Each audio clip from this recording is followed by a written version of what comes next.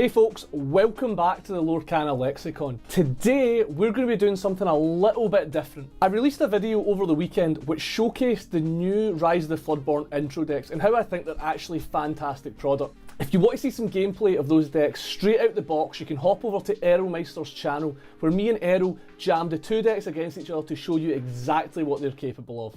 The thing is though, they are intro decks, so they aren't designed to be super powerful, and if you want to crack it open and play it in a local tournament, you're probably going to be left wanting. So what we're going to do today is we're going to look over the deck lists, talk about what's good in the decks, what's bad in the decks, then I'm going to suggest some budget-friendly upgrades you can make to the deck to get that power level you need to win games at your local tournaments. And once we've brewed up the two decks, me and Earl are going to jam them against each other, which you can catch gameplay of right after the deck tech. Now, disclaimer, like I said, I wanted this to be budget friendly. I didn't want to say, yeah, just go and get 4 of these legends and just go and get all these cards from chapter 1, because I appreciate that's not in everyone's wheelhouse. People don't want to spend hundreds of pounds on the game, and people don't have access to chapter 1 cards very easily. So bear that in mind with a pinch of salt. All the cards I'm recommending for ease of acquisition and ease on the pocket, you know? Okay, so first up, we're going to look at the Amber Sapphire starter deck. Now, the first thing you'll notice with these starter decks, and it's the same with the other one, is there is so many 2s and 3s off. There's not a play set in sight. So the main thing we're going to be doing here is trimming away the bad card and then getting more of the good cards in there. This deck is a little bit pulled in a few directions, so we're going to try and tighten that up. We're going to focus in on what makes this deck good, and we're going to trim the fat. My plan with this deck was to turn it into a 7 dwarfs themed aggro deck with an item package that will keep your cards flowing and allow you to overwhelm your opponent with the dwarf. So to that end, the cards we are taking out are as follows. We're taking out the Gaston Singers. We just don't have songs in this deck that are worth singing. We're taking out the Duke. The Duke just doesn't really synergize with much that's going on here, and if we're taking out the Gastons, LeFou has to follow. Now, I did say that we wanted a dwarf sub-theme, but I'm actually going to cut one Sleepy just to make space for the dwarfs that we really want in this deck. Cruella's gone, her stats just aren't that good. It may seem odd that I'm taking out a Snow White, but read this card.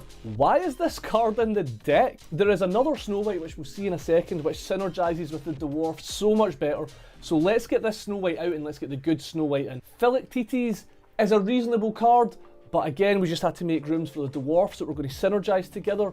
And then on the bottom here, we just have a bunch of lackluster cards. We don't need Owl. 4 dozen eggs doesn't really fit in with many game plans, if I'm being honest. Bell, it's just a little bit clunky to get going. The Knock, the less said about the Knock, the better. Fang Crossbow is just the worst item in the deck, so we trimmed it. And Launch does literally nothing if you don't have an item in play. You can't even ink it, so I cut this card. It was just leading to too many clunky outcomes. So, what are we bringing into this deck then? Well, like I already mentioned, we are bringing in Snow White. Now, this Snow White reduces the cost of all your dwarfs by 1. So now we can spam the board with dwarfs and really pressure people with our synergistic aggro deck. We are adding in an extra Sneezy, bringing us up to 4 copies of Sneezy. Sneezy just makes combat so easy for us by reducing our opponent's power every time we play a dwarf, so it makes our attacks so much more profitable. The same goes for Grumpy. He buffs all our dwarfs up, so he just makes it easier for us to challenge efficiently. Doc is just a fantastic card. He makes the next character you play cost 1 less, so we're just going to be able to turbo our things out. And 2 copies of the Shift Queen. The Shift Queen is just too powerful to leave on the bench, so we're going to grab an extra couple copies of her. And because we need these shift targets, we're adding in a 4th copy of the Queen. Now, onto our item package, we're adding in 4 Nick Wilde to combo with the Popsicle, so we're adding in the 4th Popsicle.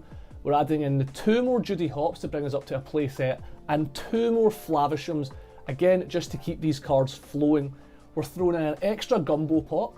This serves double duty for keeping our dwarfs healthy, but also adding to our item package.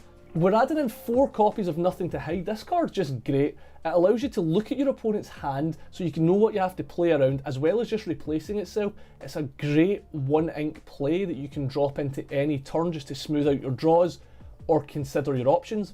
And then I'm adding in 1 extra Gaston and 1 extra Winnie the Pooh. These are just powerful cards that are pretty easy to acquire and kind of work on theme. Gaston just letting us dig deeper to find the dwarfs or the items that we need to fill out our synergies, and Winnie the Pooh allowing us to ramp a little bit and make sure we're making our powerful plays. So here's what the whole deck looks like. We've got all 7 dwarfs present, with Sneezy, Grumpy and Doc being 4 ofs and the other dwarfs all being 2 ofs. The reason I chose to play 2 ofs of all these other dwarfs is, while some of them are good, they are less effective in multiples, and that's not true for Sneezy, Grumpy and Doc, so that's why we're trimming down on Sleepy, Bashful, Happy and Dopey. We have 4 Snow Whites, Turbo Outer Dwarfs, 4 Evil Queen, so that we can shift into the Shift Queen.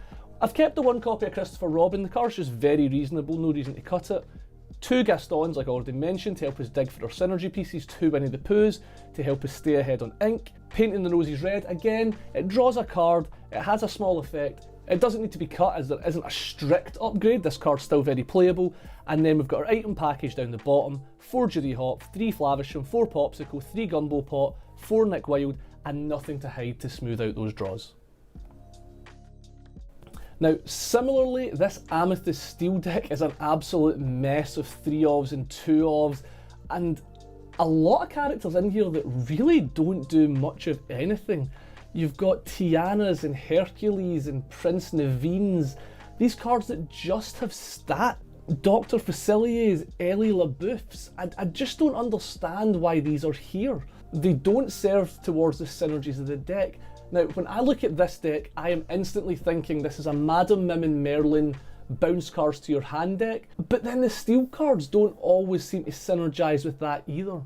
So we're going to try and tighten this deck up a lot by taking out these cards that really have no effect apart from having a strength and a willpower, and then we're going to add in more cards to really push the synergy factor of this deck. Like I mentioned, all of these cards that are just stat bricks are coming out. We're taking out the Tianas, we're taking out the Hercules, we're taking out the Prince Naveen's, we're taking out the Lilos, we're taking out the Ellie LaBeouf's, we're taking out Dr. Facilier. Beast, while he does kind of synergize with the returning cards to our hand game plan, he's just quite low impact and we can do much better.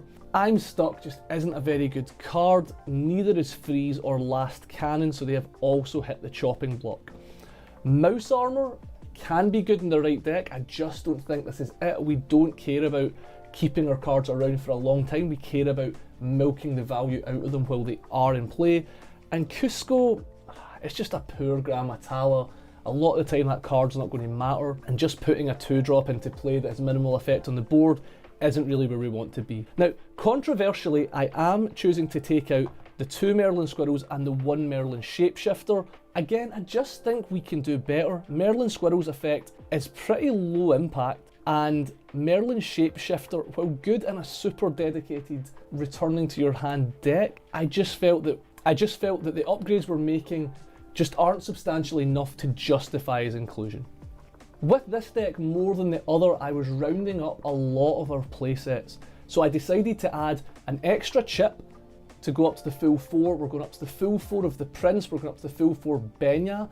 Benya is great because our bounce synergies allow us to continue to control our opponent's item game plan. We're going up to the full 4 Hey-Heys, we're going up to the full 4 Madam Mims, the full 4 Prince Eric's, the full 4 Lawrence, the full 4 Merlin Crab, the full 4 Merlin Goat, the full 4 Madam Mim. I decided to only go with 3 Merlin Rabbits just because they're a little bit more awkward in multiples. Now, Cinderella Knight in Training is just a really versatile 2-drop, allowing us to draw and discard to let us find our synergy pieces. But at that point, once we were playing 4 of those, I decided to add in 2 copies of the big Cinderella as well, just as a high impact late game play if our bounce synergies don't really work. I've also added 2 Robin Hood because I just think it's one of the best 2-drops in the game right now. I've also added another copy of the Huntsman. He's just a very good versatile 2-drop. Kind of like Cinderella, just allowing us to dig deeper and find our synergies. I've also added Strength of the Raging Fire and 2 copies of Let the Storm Rage On, to allow us to have a little bit more interaction with what our opponent might be doing. And here's what the final deck looks like. We have our set of Madam Mim and Merlin synergy cards. We've got the 4 snakes, the 4 crabs, the 4 goats, the 4 foxes, and 3 rabbits. We then have our small Cinderella package, the 4 Cinderellas and the 2 big Cinderellas, 4 Chip, 4 Prince Eric, 4 Hei and 2 Robin Hood. Allow us to put sticky threats on the table while we mess about with bouncing our other cards. These allow us to maintain a bit of board presence, and that's the same with the Prince. He's just one of the best bodyguards in the game. As already mentioned, Benya works double duty here as a very efficiently costed quester, but also as an interaction piece. Lawrence is just overstated. This card's fantastic. Play 4 Lawrence in all your steel decks, guys. You heard it here first. And then we've got our 2 off selections down the bottom here to help us interact a little bit better. That's our Kronks, our Let the Storm Rage On, and Strength of a Raging Fire. I've already mentioned how the 2 Huntsmen just help us filter a little bit harder. And then, kind of like Christopher Robin, Tiana, while not exciting, she's just too good to cut, so she's been allowed to stay in the deck. Now let's hop over and see how dynamic the gameplay can be between 2 starter decks with, in my opinion, minimal upgrades. Okay, we good? Yep, we good. Right, since this one's on my channel, I'm going first. Right. 2, 3, 4. 1, 2, 3, 4, 5, 6, 7. Right, okay. We're good to go? Yep, we're good to go. I'm going to start by putting the Prince into ink, Okay. and then it should go. All right, I'm gonna go ahead and draw. I will put, I'll put a Grumpy in, Yep. and then I'll pass.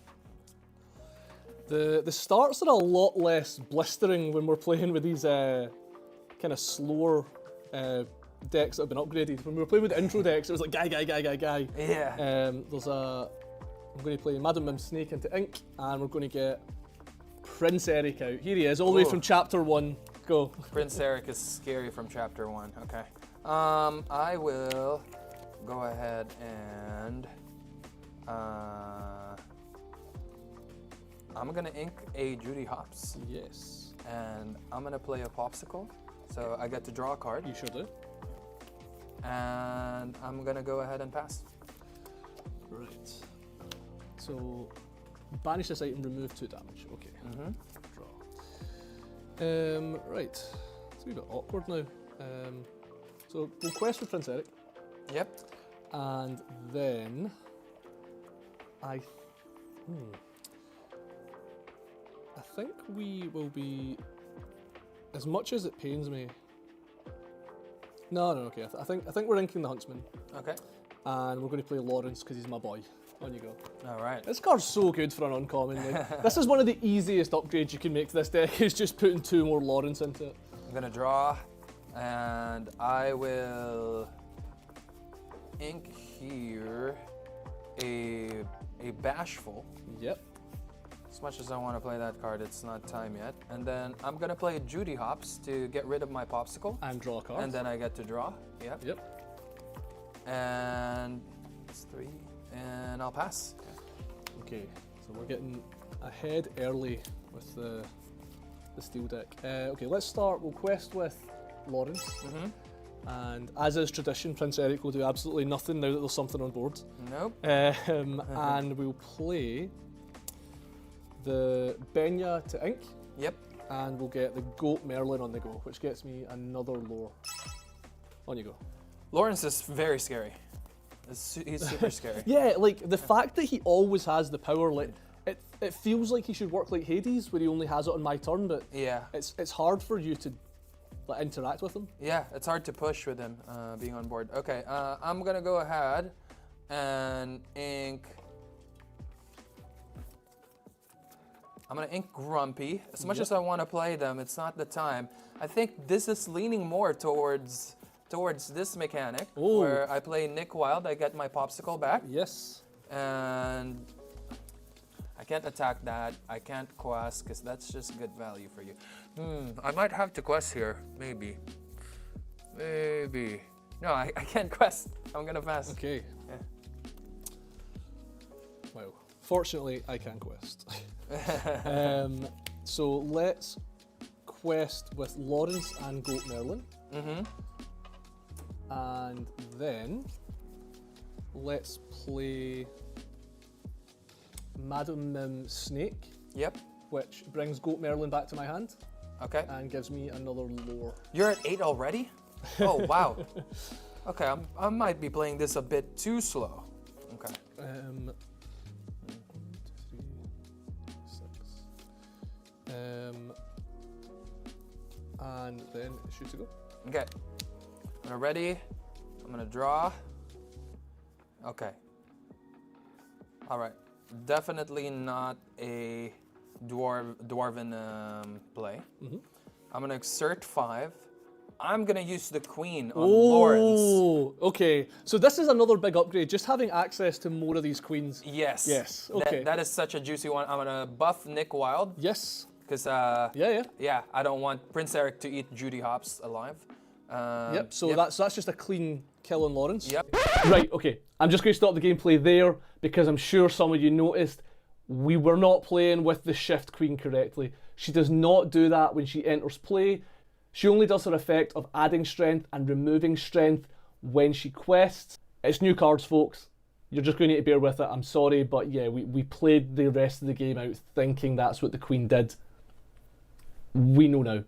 Queen kill, and I might have to start pushing here. Actually, I think I will. I'm gonna go ahead and quest with Judy Hopps, and I'm gonna pass. Yeah. Okay. Okay. Now it's a bit. Now we got a game. Okay. So let's start. Oh, this is really interesting, actually. This is really interesting. So we're going to have Prince Eric go after Judy Hopps. Okay. Judy Hopps is gone. And then we're going to play Madam Mim Fox returning Prince Eric to hand. Okay. And then Madam Mim Fox will go after Nick Wilde. Okay, he returns to my hand, right? No, it just attacks it. Oh, a rush. Okay, Yeah, yeah. All right, it's dead. All right. And then I'm going to ink this Lawrence All right. to get Prince Eric back to the field. Eric again. And then we'll quest with the snake. All right. Okay. On you go. All right. Let me ready, set, draw. Okay. The play is just so much more dynamic now that these decks have more cards. Yeah. I'm gonna ink Sneezy. Yep. And I will go ahead and play another queen. Yeah. Okay. And this is the thing with this queen card. Whenever it comes down, it basically just gets to destroy an exerted character. Yeah, I'm gonna destroy Madam Mim with the queen. Yep. So I don't take any damage. So you're buffing this. So you're reducing this power and you're buffing this. And I'm buffing this, yeah. But it had enough already, Yeah. so that was 5 ink, and now I'm gonna exert 1. And get the popsicle back up. I'm thinking about it, but I need to take care of the board first. Oh, so we've got I'm another. gonna put We've got a another queen. queen. Yeah. Okay. So now we started on item tribal. Now we're just on queen tribal. Yeah. Okay. Let's. Okay. We're on the yellows now. I have to get the board back. Right. So I'm going to start. Well, this is a song. This is interesting. Okay. I'm going to get Goat Merlin back out. Okay. So that gets me another lore. Yep. And then I'm going to have Madam Mim Fox sing Strength of a Raging Fire. Oh, so that's 3 damage. So it deals 3 damage and it will take out this queen. This one? Yep. Yeah, okay. And then I'm going to use Prince Eric to take out this one. All right. And it's back to you. All right.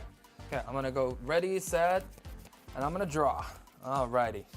Let's see. How do we deal with this board? It's a big board. Yeah, we've really kind of negated everything at this point. Now it's you trying to leverage all those cards. Yeah. Okay, I'm gonna start with 1 ink, putting down a popsicle for a draw. See what we got.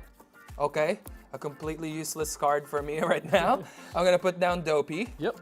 The dwarves feels bad. They're all in here. And I'm gonna use 4 ink so I can banish this popsicle. Yeah, okay. For a double draw. The wheels are spinning. Okay. All right. Oh, those are some good draws. Now I have 2 more mana, and I think it's time to finally put down the Snow White, and I'm gonna trade Madam Nim so with the Queen. we're just completely clearing up the board now. All right. Okay, back to me. And back to you. Yep. Okay, draw. Oh, that's interesting. So, okay, let's have. Okay, I'm going to have Goat Merlin sing. Actually, Goat Merlin's going to sing "Let the Storm Rage On." Okay. So that's going to deal 2 damage to Snow White, and I'm going to draw a card. Okay. And then I'm going to ink Cinderella. Yep. And pay 6 for Kronk. Oh, that's a big boy. On you go. Okay. I need to find something to take care of that. You've got a lot.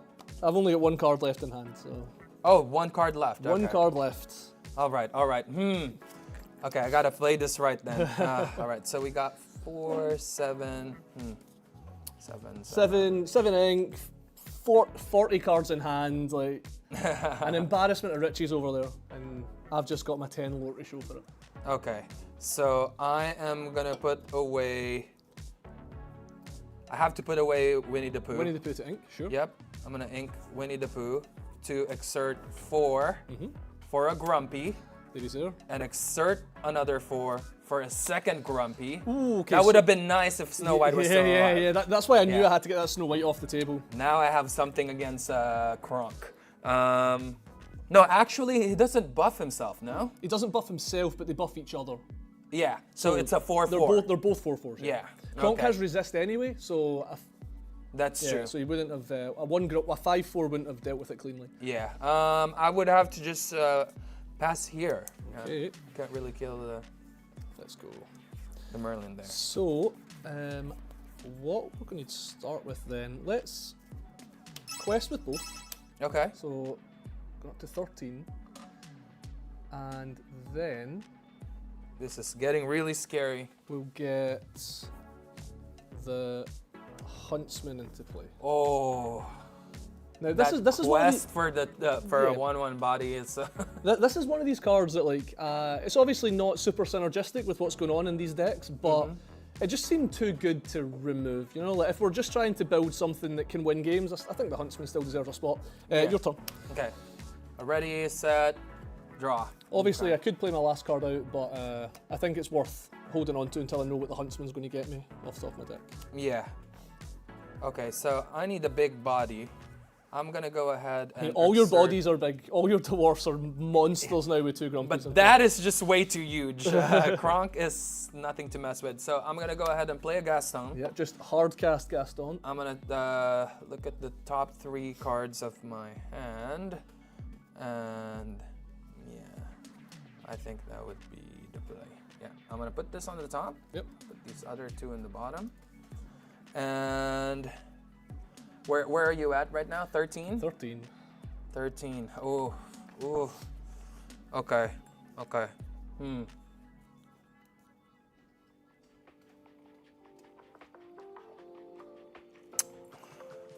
All right. I have to get rid of this, but I don't have anything to get rid of that afterwards. So, Goat Merlin.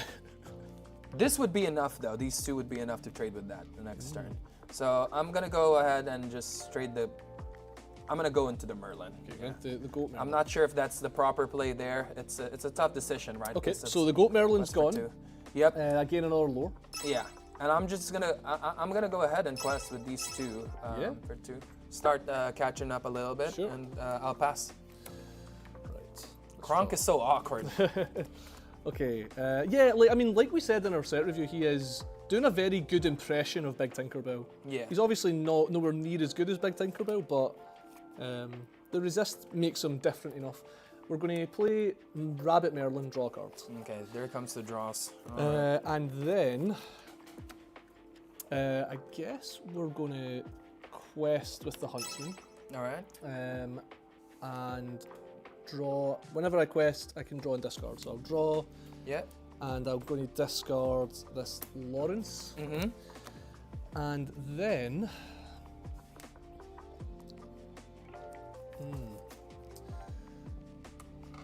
Okay, then I'm going to.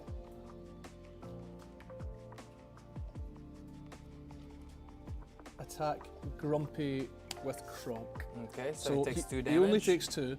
And during your turn, whenever this character banishes another character, it may deal 2 damage to a chosen character. Very similar to Big Tinkerbell. Okay. So I am going to put the 2 damage onto Flavisham. Flavisham, yeah. And then I'm going to play Prince Eric out. Okay. On you go. Alright, I'm gonna ready, set, draw. Okay, this is what I set this up for. Now, I'm gonna play 5 to put down another queen. There we go, the queens. The queen queens chain. is so yeah, good. Yeah. Even though these aren't synergistic, they're just too good to leave on the bench. Yeah. So I'm gonna have to buff. I'm pretty sure Gaston is the play here, because this one only takes 1 damage from that, and it's enough. I'd rather have this healthy. So I'm gonna use the Gaston so who gets, what are you targeting? So this is -4. This is -4. This is +4. Okay, perfect. And I'm then gonna this kill finishes that. this off, yep. And then Flaversham will take care of the Huntsman. That's another 1 damage on Flash. Yep. Yep, Huntsman's gone. And I think I need more bodies, so even though this pains me, I'm gonna have to put Judy Hopps. It doesn't really do anything. Yeah. But I'm just gonna put her down. And good. I'm gonna pass, yeah. Okay, that could be the corner turning moment for you. Hopefully that's enough. Right, so I'm going to have Prince Eric go after Flavisham. Okay. So Flaversham's dead. And then I'm going to have Rabbit Merlin Quest. Mm-hmm. Then we're going to play another Rabbit Merlin. Oh, draw that draw's scary. And then we're going to... I'm going to ink this Kronk, maybe controversially. Yep. But I'm going to play a Prince. Okay. The Prince, not bodyguarding. I need him as my two quester to try and close the game next turn. All right. On you go. Okay. No cards. You are cards. at 17. 17. Okay. No cards in hand. You've got full information. Yeah. You figure it out. Well, I don't think this deck has anything to answer that. I mean, I can answer the current board, but those two is just over for me. But I will play it out. I'm gonna go search for an answer through Nick Wild, getting my popsicle. Yeah. Exerting 1 to play the popsicle, to draw, and this is not gonna do it. It's yeah. I'm just gonna go ahead and kill Prince Eric with Judy Hopps. Judy Hopps gets Prince Eric. Yep, and Gaston kills Merlin. And Yep. yeah. I'll draw a card when Merlin gets banished. Yeah. Yep. Just so the queen can survive the prince, but obviously I'm gonna quest 2 with the queen. Yep. And I can only play 2 for Snow White, and I will. Then it's me. I can actually banish this already, but you don't want to banish this in this deck. Yeah, exactly. You want your other Flavisham. My turn, yeah? Yep. And yeah, I mean that's what I mean by how close this was, because you obviously have the board all locked up here. Because if I wasn't going to go up to 19 and 20 and close the game now, like this board is 1, 2, 3, 4, 5, 6, 7, 8, 9, 10. Like, you're very rapidly taking over that all game. of them can actually quest for a decent amount of quests. That's what I'm saying. Like it's very impressive just how vastly improved these decks become with such small upgrades. Like that game felt so dynamic for just playing with intro decks. Yeah, I have to admit that I really enjoyed playing the Judy Hopps Flaversham, Nick Wild popsicle combo. It's such a nice way to gain your cards back. And the queen was just crazy. The queen is just too good. I mean, hopefully you enjoyed the gameplay. Obviously, everything I've shown you is just a template on how to upgrade these decks. Deck building is such an integral part of this game. You can take it as many ways as you want. And if you do it in a different way from what I've laid out today, let me know about it in the comments. Maybe I've missed something. If you liked what you saw today, please consider liking the video. And if you haven't subscribed and want to see more content like this, please consider doing that as well. It means the world to me, it helps the channel grow, and it means you won't miss anything in the future. Thank you so much for watching, and keep thinking happy thoughts, folks. I'll see you for the next one.